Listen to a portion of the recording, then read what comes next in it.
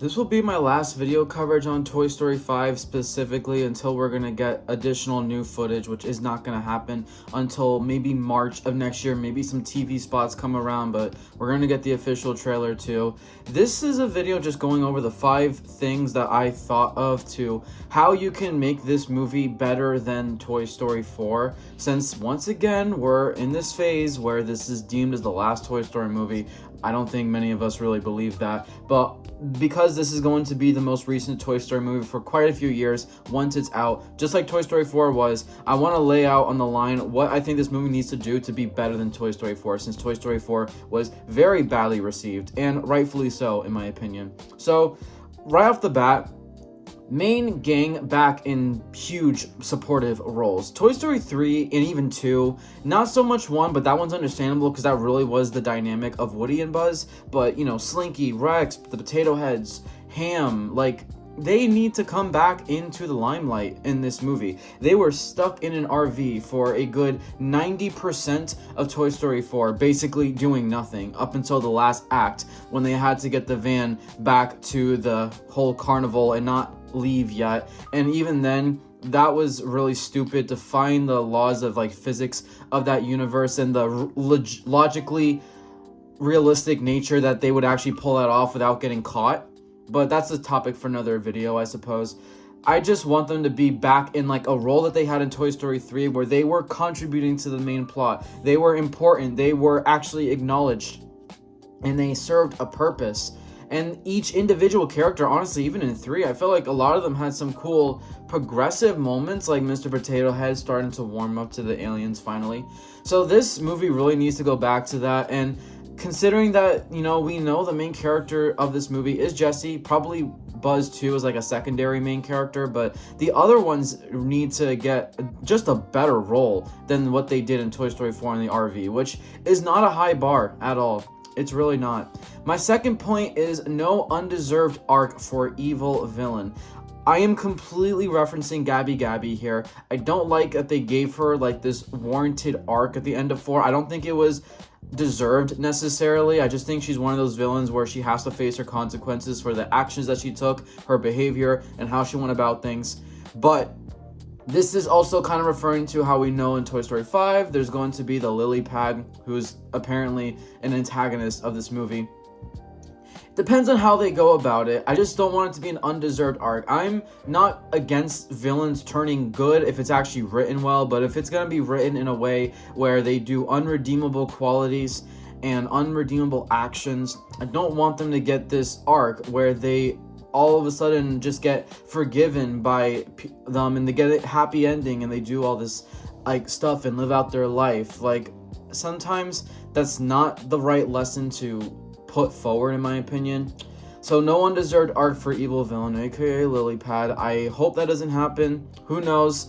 Heck, I even hope that Lilypad is a more interesting villain than Gabby, because Gabby is like a whatever villain to me. Definitely also just don't even like her as a villain because I just don't like the arc that they gave her at the end. Like I said, I don't really think it was really warranted, in my opinion. Point number 3, don't rehash the Emily storyline to a T. This is bouncing off the fact that Jessie is the main character of Toy Story 5. I don't want them to just copy and paste her, like, abandonment. Oh, I can't really feel comfortable in tight spaces. We kind of already went through that development in a Halloween-inspired short, the House of Toy Story of Terror, I believe is the name, is the one where they went to the hotel at night and all that stuff.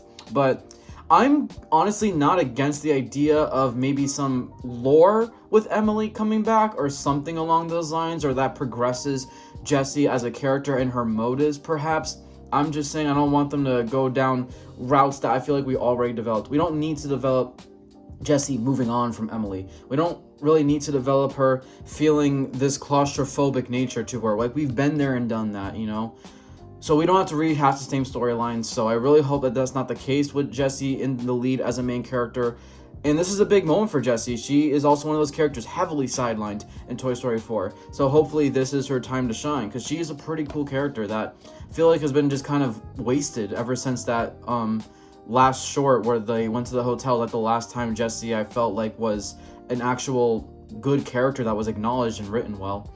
Next we have don't separate Woody with the gang. This is number 4. Woody is separated with the gang as we speak because of the ending of Toy Story 4. This is referencing, we don't have to do that again. We know that Woody's going to reunite with them. How or why and when remains to be known and unseen.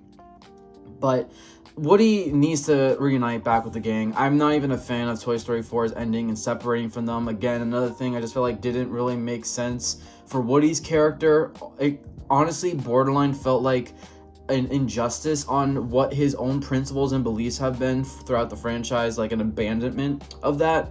So Woody needs to go back to the gang, and by the end of Toy Story 4, this is kind of trying to talk about the ending of this movie, Woody needs to be back with Buzz and Jesse and the others, whatever happens, or like he just needs to be back with them, like the whole group, like the gang, if you will, is what I'm really referencing here.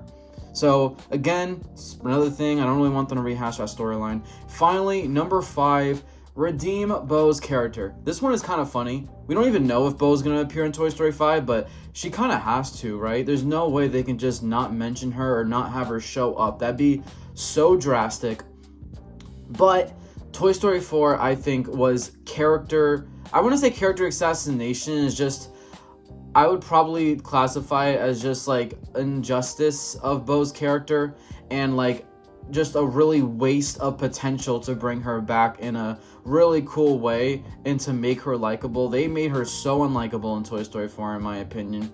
And I don't know if it's even possible. I really doubt they'd even do this, but... if Bo returns, and I can't believe I'm saying if, because she should return at this point. Like, as much as I don't like her in 4, she's way too much of an important character. I mean, she literally went with Woody. Woody left them because of Bo. I feel like Bo kind of has to show up in this movie. I really want them to do a better service to her character. See where it goes. Who knows? I wouldn't, bring Giggle McDimples with her, for example. It needs to just be Bo. But I'm a little nervous, I'm not going to lie, because I don't think they're going to change Bo's character if she brings them back. But I think Bo needs to definitely almost like start with scratch from Bo.